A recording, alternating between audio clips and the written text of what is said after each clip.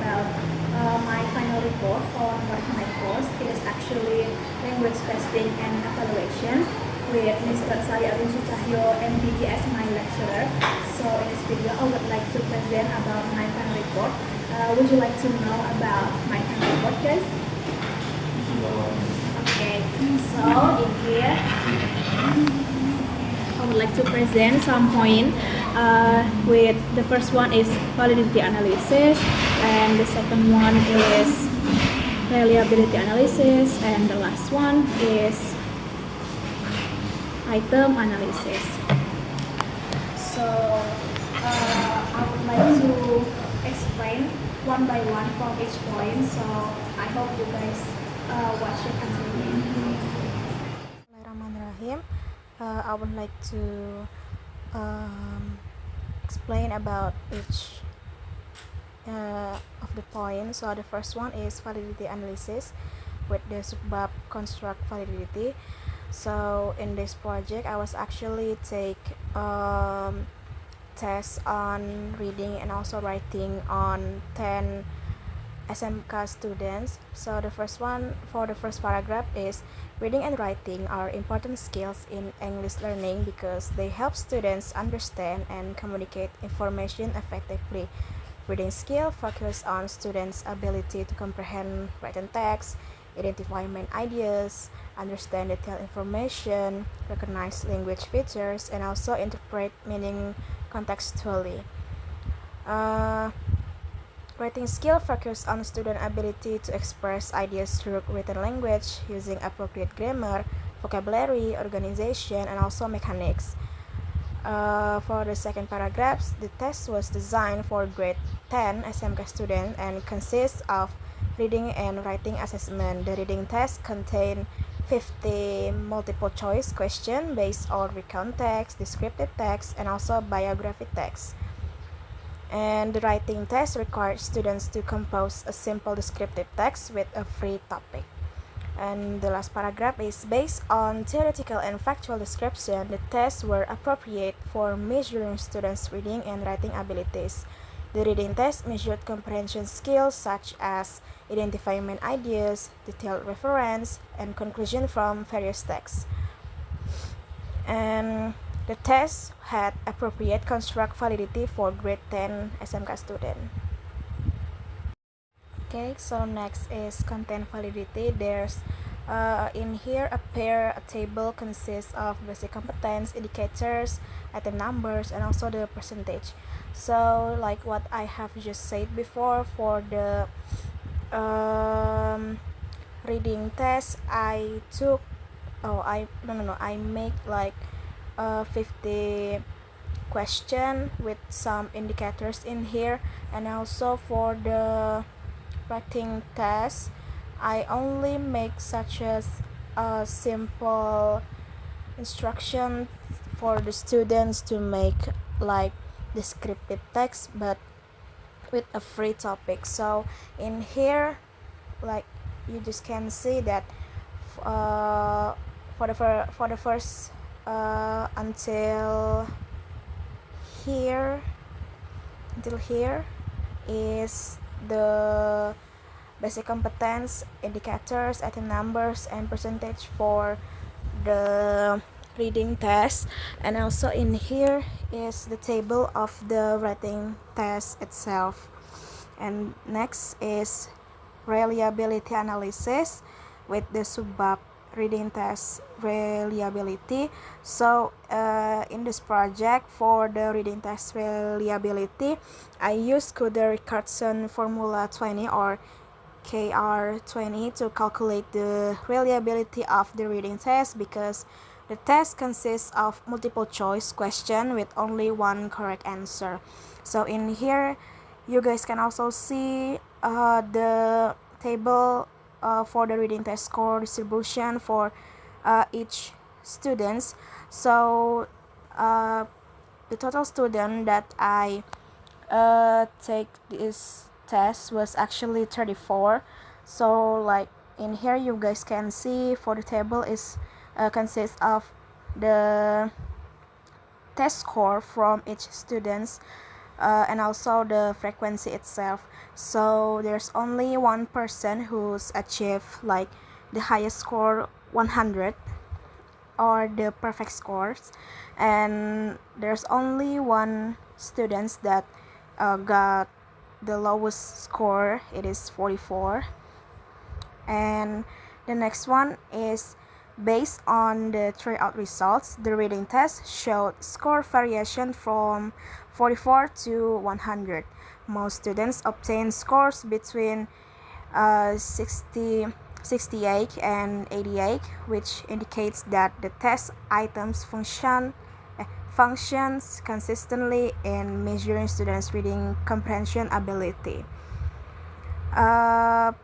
The reading test was considered sufficiently reliable for grade 10 SMK students because the test could consistently measure students' understanding of the context, descriptive text, and biography text.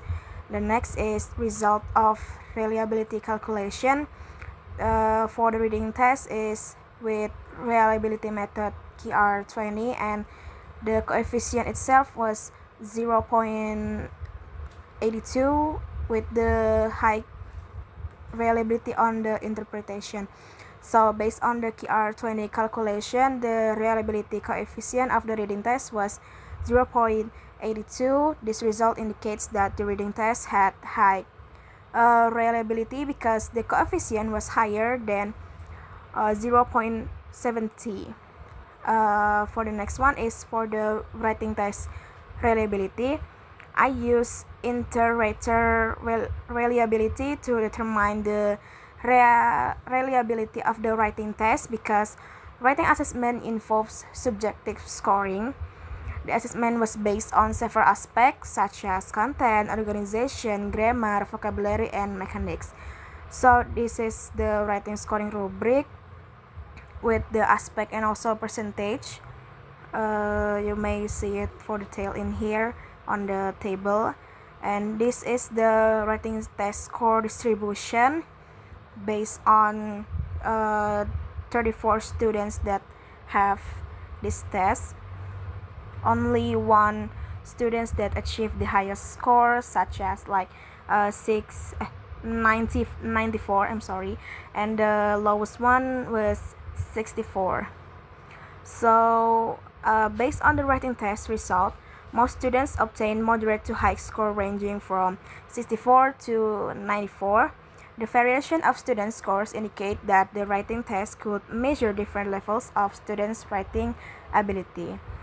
The writing test was considered sufficiently reliable for grade 10 SMK students because the scoring rubric provides consistent criteria in assessing students' descriptive writing ability. In here, there's also the table of the result of reliability calculation for the writing test with the inter-rater reliability as the method, with the coefficient itself 0.85, and with high reliability interpretation. So based on the inter-rater reliability calculation, the reliability coefficient of the writing test was 0.85.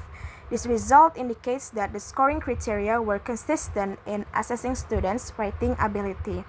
The writing test was considered reliable for measuring students' ability in writing simple descriptive text. Okay, so for the last one is item analysis with the subbab degree of difficulty or item facility. The degree of difficulty analysis was conducted to identify which test items were categorized as too difficult, fair, or too easy based on students' performance during the tryout test. This result indicates the most items function appropriately for grade 10 SMK students, and you guys can see in here there's a table, a reading test item difficulty classification with the category too easy, fair, too moderate, and too difficult. Because what I have just said before that I make like 50 questions, so for the item numbers you guys can see in here which one is the too easy one or which one is fair or moderate with the total items in here, and also the interpretation. And And based on the table above, most reading test items were categorized as fair or moderate because the question successfully measured students' reading comprehension ability without being too easy or too difficult. The reading test was considered appropriate for grade 10 SMK students because the items could measure students' comprehension ability effectively. And the next one is there's a table for the writing test difficulty classification, with the category still the same still the same like the reading test, with the category too easy, for fair, too moderate, or too difficult. With the writing performance in here, was you guys can see for most students are achieve scores from 77 to 88, and for low score group just such as 64 to 70. With the interpretation you may read in here. Based on the writing test result, the writing task was categorized as fair or moderate because most students obtained score between 77 and 88. The writing test could effectively measure students' writing ability in composing simple descriptive text. For the point B, discrimination index, the discrimination index analysis was conducted to determine whether the test items could differentiate students with high ability from students with low ability. Based on the tryout result, the reading test showed score variation from low to high scores, indicating that the test items generally functioned well in distinguished students' reading comprehension ability levels. And here you guys can also see again the table consists of for the reading test discrimination index classification with the table consists of category, item numbers, total items, and the interpretation. With the category like good discrimination, fair discrimination, and also poor discrimination.